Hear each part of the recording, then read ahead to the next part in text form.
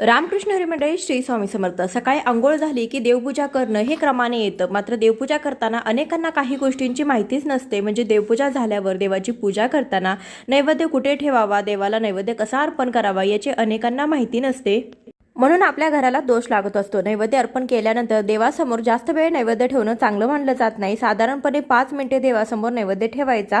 त्यानंतर आपण तो नैवेद्य काढून घ्यायचा आहे आणि घरातील सर्व मंडळींनी तो नैवेद्य खायचा आहे. आपण देवाला साखर तर दाखवतोच, परंतु आपल्या घरामध्ये जे काही अन्न शिजतं तर ते अन्न आपल्याला देवाला दाखवायचं आहे. त्याला नैवेद्य असं म्हटलं जातं. आपल्या घरामध्ये आपण खाण्यासाठी जे काही जेवण बनवतो तेच आपल्याला देवाला अर्पण करायचं आहे आणि त्यानंतरच आपण घरामध्ये ते अन्न ग्रहण करायचं आहे.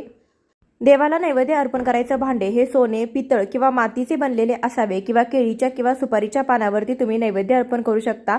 नैवेद्य कसा अर्पण करावा, कोणता मंत्र म्हणावा, खाली लिंक दिलेली आहे, त्यावरती क्लिक करून पूर्ण व्हिडिओ पहा. चॅनलवरती व्हिडिओ आहे.